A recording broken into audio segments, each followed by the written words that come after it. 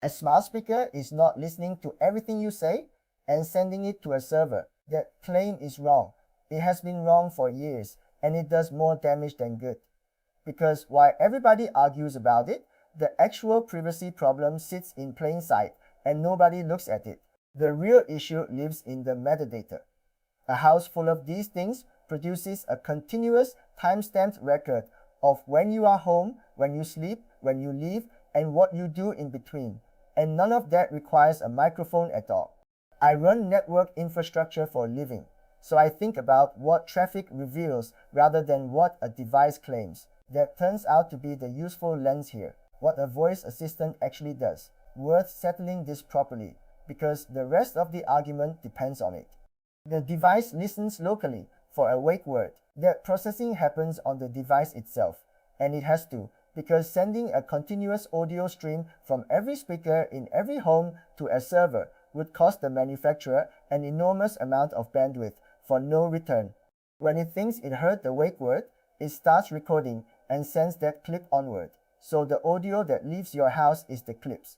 So the genuine problem is false triggers.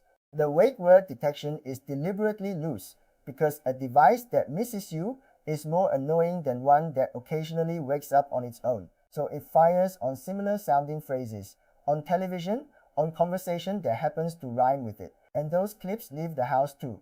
That is the accurate version, not surveillance, and not nothing either. An intermittent recording that starts without you meaning it to. And for years, those clips were reviewed by humans as part of improving the systems, which several manufacturers did not make clear until it was reported.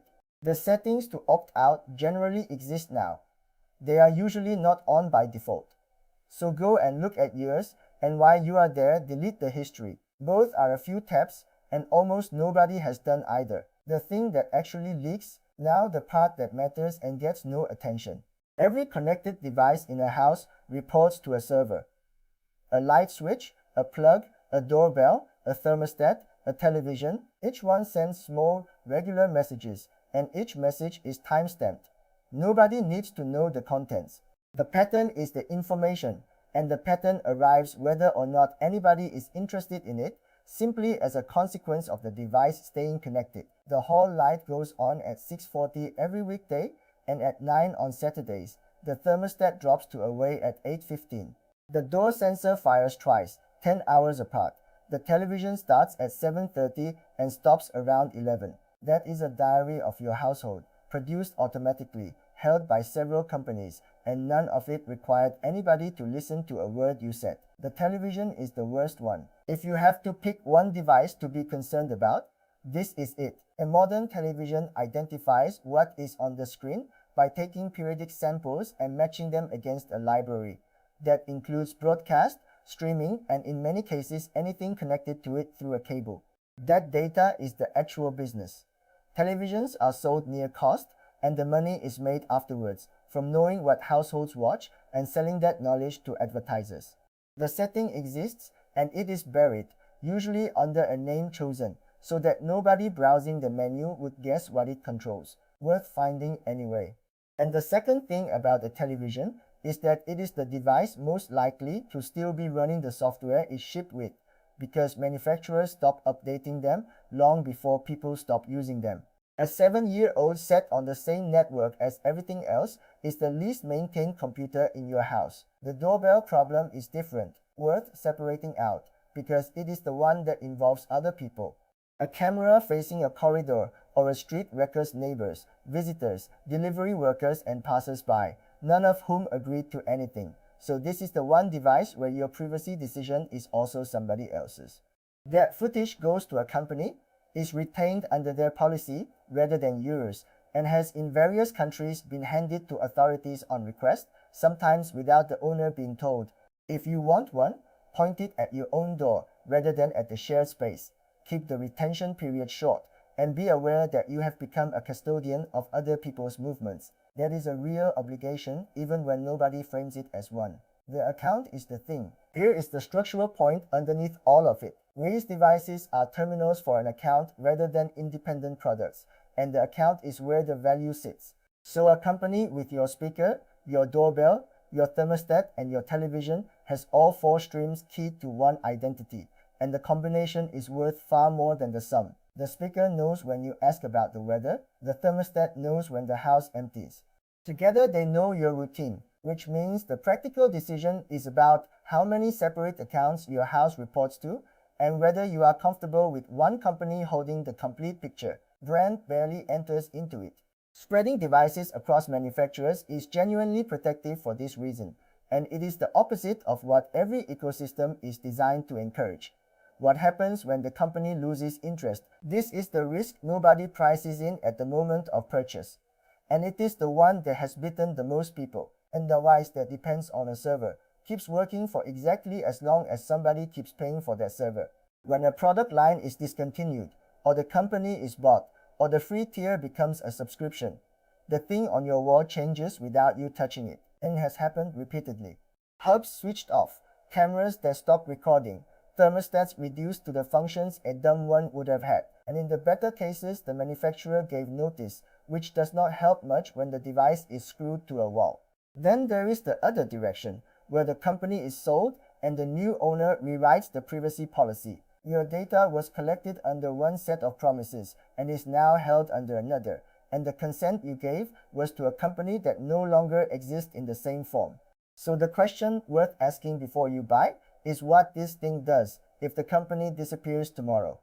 A device that keeps most of its function is a purchase. One that becomes a plastic shell is a subscription you paid for upfront. The second-hand problem, short, and it catches almost everybody. These devices, remember, a used camera, hub, or speaker can carry the previous owner's account, network credentials, and sometimes recordings. And a factory reset does not always clear as much as the menu implies. So if you sell one, reset it and then remove it from your account on the manufacturer's side as well. Because those are two separate operations and people do only the first. And if you buy one second-hand, assume it was not reset properly. Do it yourself before it touches your network. The same applies when you move house.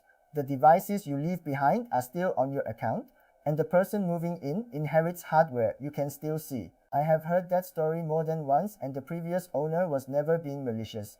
They simply forgot the light switch was a computer. What actually reduces the exposure, practical, in order of how much they buy you. Decide whether the device needs to be connected at all. A great deal of what gets sold as smart is a normal appliance with a radio in it, and the smart part adds a subscription and a data stream in exchange for something you could do with a switch. Put the connected devices on a separate network. Most home routers support a guest network, and putting everything that is not a computer or a phone onto it means a compromised device cannot reach your actual machines. That takes about 10 minutes, and it is the highest value thing on this list. Turn off the features you do not use.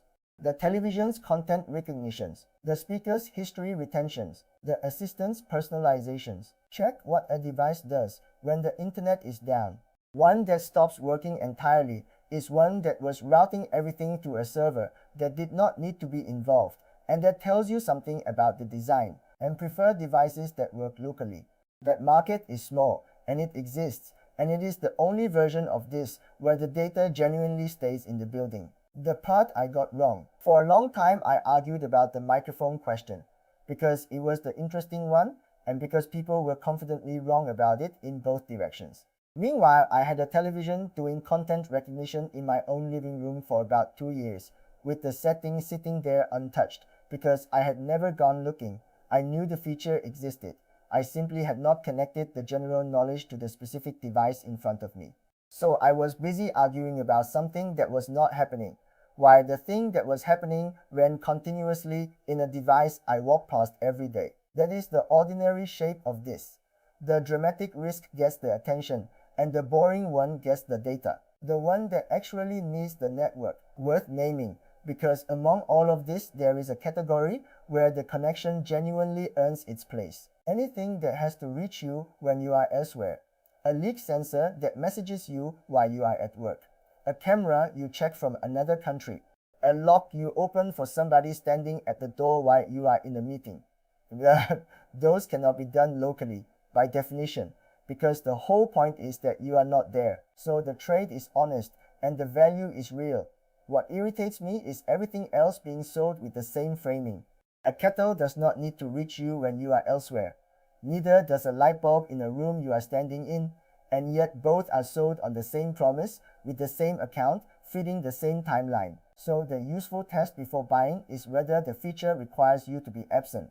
If it does, connect it and accept the trade. If it does not, you are paying with data for a convenience you could have had with a switch. The honest summary of the trade: these devices are genuinely useful, and I use several of them. This is not a video telling you to rip them out. What I would ask you to do is know what you are trading. You are getting convenience, and you are paying with a continuous record of your household routine, held by companies whose policies can change and whose data can be sold, breached, or subpoenaed. For a light switch, that is probably a fine trade. For a camera pointed at the room, it is a different conversation, and it is worth having deliberately rather than by default, because the device was on offer. More privacy tools tested honestly at theprivacywire.com. Subscribe for privacy advice that is actually practical.